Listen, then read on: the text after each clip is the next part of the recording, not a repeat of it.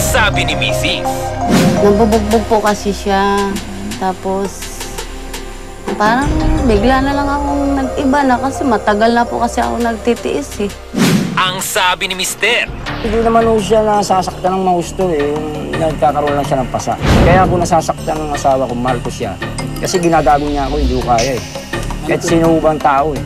Ang reklamo ni Mrs. Pag nakainom nga kasi yung asawa ko, maingay po talaga. Magpapatugtog yan, maingay. Sinasabihan ko po, ayun na yung pagmumula ng away po namin. Ang daing ni Mister. Hindi ko gagawin sa kanya yung walang dahilan eh. Pagod ako, galing sa trabaho. Hinada ko lang problema ko sa inom. Tapos pag pinakausap ko siya, yun, nagkakasagutan na kami. Tsaka sa cellphone. Hindi mo matutulog na lang. Cellphone na ng cellphone. Ang patutsada ni Mrs. Sa 15 years, halos ganyan-ganyan na lang lagi. Siguro naisip ko rin na, kasi patanda na kami. Hindi naman tayo kasi pabata eh. Patanda eh, di ba dapat? Kasi naisip ko na paulit-ulit na lang kasi yung buhay namin. Kaya, tsaka parang nagre-rebuild din na rin ako. Wala na akong pakialam, pati nga mga anak ko eh. Napabayaan ko na. Ang puwelta ni Mister. Ang sagot po niya eh. Nag-iwan na nga ako ng anak, kaya ko pang iwanan yan. Pero ako hindi ko kaya eh. Kawawa yung mga bata eh. Hindi ito simpleng away mag-asawa. Mukhang may malalim na pinaghuhugutan. Dahil si Venus, nilayasan ang kanyang asawa at mga anak. Takas! Ngayong gabi lang, sa Personalan, ang unang hakbang. Magandang gabi po sa inyong lahat. Ako po si Julina Magdangal Escueta, ang inyong makakasama sa isa na namang masinsinang usapan dito sa Personalan, ang unang hakbang. Okay, eto na. Unang paghaharapin natin ay ang mag-asawa na nagkahiwalay dahil daw sa pambubugbog ni lalaki. At dahil daw, may ibang lalaki naman si babae. Masinsinang usapan na ito sa pagitan ni na Venus Centeno. Venus, hi. Magandang gabi. At tatawagin naman natin ang lalaki na nambubugbog daw. Siya ay si Tony Centeno. Magandang gabi sa'yo. Magandang gabi po, ma'am. Okay, Venus, Tony. Dito sa Personalan, ayaw namin talaga ng mga sakitan. Pwede naman kasi natin itong pag-usapan ng masinsinan eh. O, eto na, Tony, uunahin na kita. Yun na, bugbog. Iniwan ka raw ni Venus kasi nambubugbog ka. Totoo ba ito? Totoo po yan, ma'am. Pero Bakit? ito ang bandang ulit, hindi na ako nang bugbog eh. Kusa lang siyang iniwan niya ako. Alam mo ka mo? Dahil may lalaki Kailan lang, siya eh. dahil wala na. Wala ka nang binugbog eh. O yun, so... Pala eh. O, yun nga ang sabi niya. Kaya hindi ka na daw ngayon nambubugbog. Kasi nga, tumakas na siya, wala na siya. Hindi kasi yung Pero kaya, ba't mo nga kasi siya binubugbog? kasi yung ma'am, kaya ko lang siya nasasaktan. Kasi may lalaki yung siya eh. Hindi ko kayang tanggapin eh. Sus! Kailan lang yan? Kailan lang yan lalaki na yan? In 2010 lang, noon. Ang tagal na natin kasama. Lagi-lagi mo naman sinasabi na nanglalaki ako. Ginawa ko na para na at least sabihin man niya sa akin may lalaki ako. Hindi mayroon na ako ipakitang lalaki. So itong bang pambubugbog na ito ay matagal na? Matagal na po yan. Ilan pa lang ang anak namin yun. Nag-umpisa pa lang po ng isang anak ko. Lagi-lagi nga akong lumalapit yan sa mga kapatid ko. Pag binubugbog ako niyan, lagi po may pasa. Oh. Parang ito pong matagal na po eh. Napapagod na ako. Kaulit-ulit ng parang ganun na lang parati. Pero bakit ka nga niya binubugbog sa tingin mo? May bisyo po kasi yan eh. Lasing Oo. po siya. Lagi siyang nagiinom. At saka hindi lang naman po ako ang binubugbog niya. Pati mga anak po niya eh. Pati mga anak mo? Nasasaktan mo? Ma'am, magulang ako. Hindi ko naman binubugbog ng grabe. Parang yung mga anak ko. Sus, di grabe. Di biglang ganun, tapik-tapik, ano may ng pasa. Hindi, yung anak ko, bali... Kapal talaga ng mukha mo. Dinidisipline ako po na bilang magulang. Sabihin mo, may lalaki ako? So, itong panlalalaki na ito, ang ibig sabihin ba nito, nagawa mo ito dahil... Lagi-lagi po kasi sinasabi niya, ma'am, na paglasing po yan, may lalaki ka, ganyan-ganyan.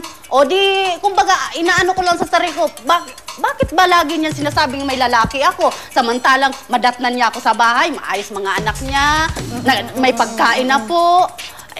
Yung kailan lang po ako natutong mag-cellphone, ma'am. Siyempre po, yung naghalo-halo na yung problema ko eh. Kumbaga, naghanap ako ng paraan, mapaglilibangan ko sa utak ko. Lagi ko na lang daw inaano yung cellphone, may ka-textmate daw ako, ganon. Pero yung sinasabi niya na nanlalalaki ka, ngayon ba masasabi natin na ito ay totoo? Totoo po, kailan ko lang ginawa po yun. Kumbaga, nag-rebel din ako sa kanya eh. Bakit mo naman nasabi na itong si Venus ay nagbubuhay dalaga? Ano siya, yung para bang tatrabaho ko, uuwi ako, may mga kajamin siyang lalaki, babae, umiinom siya eh. Kapal talaga ng mukha. Sinungaling. Oo, umiinom na ninigarilyo rin yan eh. Sinungaling. So, di ba? Maano siya Kailan eh. rin naman nagturo sa akin eh. Para bang maging makapal ang malapitin mukha ko, siya di ba? sa lalaki. Oh, Okay, malapit siya sa lalaki. malapit sa lalaki. Dahil- Kailan lang? Ba't hindi Kailan kaya- lang po? Ikaw, Kailan lang yun? nabubugbog pag nakakainom. Ikaw naman daw ay nagja-jamming. Hindi na sana kayo ang nag-inuman. Ayun Para nga. hindi na kayo... Ganito po yun kasi, ma'am. Ang nagturo po talaga mag-inom sa para daw mag-inom ako para lang po tumatag daw yung loob ko kasi yung nanay din niya mismo sabi niya sa akin uminom ka din para lumakas daw loob kong makipaglaban sa kanya dahil wala na akong ginawa niya kundi gawin akong panchimbag eh. Sira ulo yan eh. Okay. Hindi yung kasi ma'am, hindi yung tama yung ano niya. Kasi yung pinakasalan ko po yan, nakilala ko po yan. Wag mo Dati na akong pong patingin ng umiinom yan upahan. eh. Nung bago ko Yung na asawa eh. matagal na So, dati na siya Dati na pong umiinom yan kasi ang trabaho niya, dating club eh. Dati na pong umiinom yan, naninigarilyo po. Dating Hindi club. po nanay ko Bakit? nagturo. Nagbago naman ako sa'yo ah. Okay, parang ang mga Umiinom po sinasabi siya. nyo ay parang talagang nagbabanggaan. Oo. Meron kang katwiran, ikaw rin may kinukwento. Ito na ngayon ang pag-uusapan natin, yung mga anak nyo. Yun Totoo po. ba na yung mga anak nyo ay nasa iyo Opo. at ayaw mo sa kanyang ibigay o ayaw mong papuntahin sa kanya? Bakit ganun? Hindi po, dati po nandun sa kanya yan. Oh. Eh, yung bata, umayaw sa kanila. Kasi kasama niya lalaki. Kasi Oh. siya nagtatrabaho, yung lalaki nandun. Kahit nagsasama siya ng lalaki niya, hindi ako umaalis doon sa lugar na yun. Nandun ako kasi may kamag-anak po ko ron eh. Tinitignan ko rin po yung mga anak ko. Kasi ama ko eh. Siyempre. Hindi po mawala sa akin yun. Mahal ko yun. Oo. Eh, nakita ko, bali na nabik sa akin yung mga bata. Sumama sa akin, papasama na ako sa'yo kasi si mama wala. Yun lang ang kwento. Tapos yung Joel na andun, pag nalalasing, sinasaktan kami. Sinasaktan din sila. Tapos, hindi sila pinatutulog doon May sa loob ng katibayan ka. bahay. May katibayan ka. Kasi Sandali lang. Ang katibayan, kung may katibayan, Mm. kung pwede lang ho yung bata rito magsalita, pwede andyan yung mga bata eh. Kasama ko eh. Eh kaso hindi pwede eh. Ngayon ka mag-apila. Go. Alam mo, ma'am, ganito yan. Sige, ano to? Trabaho po ako kasi yung na yan, hindi yan nagbibigay ni Singkong Duling sa mga anak niya. Mali. Okay. Ngayon po, nagtrabaho ako sa, sa Cavite ako nagtrabaho noon. Ngayon, yung mga anak ko na yan, nasa akin. Humihingi sa kanya ng anak niya na kahit pang 1 kilong bigas lang, wala siyang binibigay. Paano? Doon niya binuhos doon. Ngayon sa babae na yon yung binuntis niya ngayon. Tapos na po siya, wala na. Iniwanan na niya yung babae. Yun, saka na naman po siya nanggugulo sa akin. Wala, mali po Hanggang yun. sinuntok po niya yung kinakasama ko. Mali- Nagsuntukan po sila. Mali po yun. Anong gusto mo mangyari, Tony? Yung sabihin po yung totoo. Okay. Kasi personalan po ito eh. Tama. Ngayon, Venus, ikaw, ano ang gusto mong mangyari dito sa personalan at ano ang gusto mong gawin ni Tony dito sa personalan? Kunin ko yung mga anak ko rin. Lalo na yung maliit ko, yung pinakabunso ko po kasi napabayaan din po niya eh. Okay. May sama ng loob sa'yo si Tony. At yung mga anak mo, malungkot din sila dahil iniwan mo daw sila. Pero bakit pati ang kapatid mong si Rose ay may sama rin ng loob sa'yo at imbis na kumampi sa'yo, parang pumapanig siya kay Tony. Para mas magkaintindihan tayo, tawagin na natin ang kapatid ni Venus na si Rose. Venus, dito sa personalan, mag-uusap kayo ng masinsinan.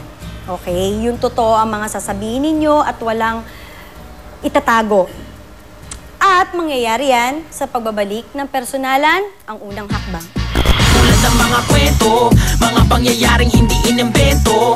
Hindi nyo nakikita yung hirap ko. Ngayon, yan lalaki na yan, minsan lang maghirap at nakita nyo, akala nyo kawawang-kawawa na. Na parang si ganito, ang sabi daw ay ganyan na nadinig ni ganito. subukan mo munang pakinggan. Kayo na lang lagi ang unawain ko. Oo, tingin nyo sa akin kasi napakasama ko. Nakita ni ganito, nakasama mo si ganyan na asawa ni ganito. Huwag mo munang husgahan. Bakit mo ko iniwanan nung nandun ako sa Children's Hospital na sinasabi sa akin na muntik na akong mamatay? Hindi naman totoo yun ah. Lagi mong tatandaan, walang hindi